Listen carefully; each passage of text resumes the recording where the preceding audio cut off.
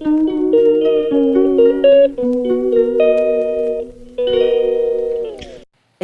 Test ಬಗ್ಗೆ ನನ್ನ personal ಎಕ್ಸ್ಪೀರಿಯನ್ಸ್ನಿಂದ ಹೇಗೆ ನೀವು ಪ್ರಿಪೇರ್ ಮಾಡಿ ಹೋಗಬೇಕಂತ ಹೇಳ್ತಿದ್ದೀನಿ.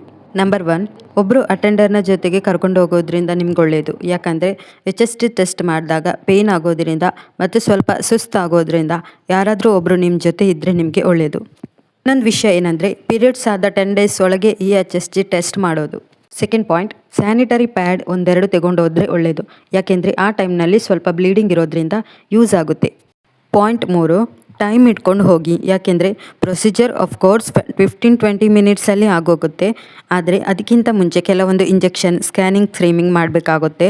ಪ್ಲಸ್ ಸ್ವಲ್ಪ ರೆಸ್ಟ್ ತಗೊಳ್ಳಿಕ್ಕಿರುತ್ತೆ. ಆದ್ದರಿಂದ ಬೆಳಗ್ಗೆನೇ ಹೋಗ್ಲಿಕ್ಕಿರ್ಬೋದು ನಿಮಗೆ. ನಂಬರ್ 4, ಅಫ್ಕೋರ್ಸ್ ಫಸ್ಟೇ ಅಪಾಯಿಂಟ್ಮೆಂಟ್ ತಗೊಂಡ್ರೆ ಎಲ್ಲ ಕೋರ್ಡಿನೇಟೆಡ್ ಆಗಿ ಆಗುತ್ತೆ. ನಿಮಗೆ ಜಾಸ್ತಿ ವೇಟಿಂಗ್ ಟೈಮ್ ಇರೋದಿಲ್ಲ. ನಂಬರ್ 5 ಬಂದುಬಿಟ್ಟು ಬೆಳಗ್ಗೆನೇ ಬ್ರೇಕ್ಫಾಸ್ಟ್ ಮಾಡಿ ಹೋಗಬೇಕಾಗುತ್ತೆ. ನೆಕ್ಸ್ಟ್ ಏನೂ ತಿನ್ನಲಿಕ್ಕಂತೂ ಇರೋದಿಲ್ಲ. ಅದು ನೀವು ಅಪಾಯಿಂಟ್ಮೆಂಟ್ ತಗೊಳ್ಳುವಾಗಲೇ ಅವ್ರು ಹೇಳಿಬಿಡ್ತಾರೆ ನಿಮಗೆ ಬೆಳಗ್ಗಿನ ಬ್ರೇಕ್ಫಾಸ್ಟ್ ಮಾತ್ರ ಅಂತ. ಮತ್ತು ಅಲ್ಲಿ ಹೋದಾದ್ಮೇಲೆ ಏನೂ ತಿನ್ನೋದಕ್ಕಿರೋದಿಲ್ಲ ಆ ಪ್ರೊಸೀಜರ್ ಆಗಿ ರೆಸ್ಟ್ ಆಗೋವರೆಗೂ. ಯಾಕೆಂದರೆ ನೆಕ್ಸ್ಟ್ ವಾಮಿಟ್ ಆಗ್ಬೋದಂತ.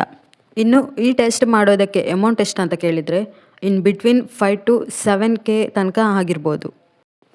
ಸೊ ಈ ವಿಡಿಯೋ ಅಂತೂ HST ಟೆಸ್ಟ್ ಮಾಡೋರಿಗೆ ಅಂತೂ ತುಂಬ ಯೂಸ್ ಆಗುತ್ತೆ. ನೀವು ನೋಡಿ. ಆಮೇಲೆ ಯಾರಾದರೂ ನಿಮ್ಮ ಫ್ರೆಂಡ್ಸ್, ರಿಲೇಟಿವ್ಸಲ್ಲಿ ಯಾರಿಗಾದರೂ HST ಟೆಸ್ಟ್ ಮಾಡೋಕ್ಕೆ ಕೇಳಿದ್ದಾರೆ ಅಂತಾದರೆ ಈ ವಿಡಿಯೋನ ಶೇರ್ ಮಾಡಿ. ತುಂಬಾ ಯೂಸ್ ಆಗುತ್ತೆ. Thank you for watching.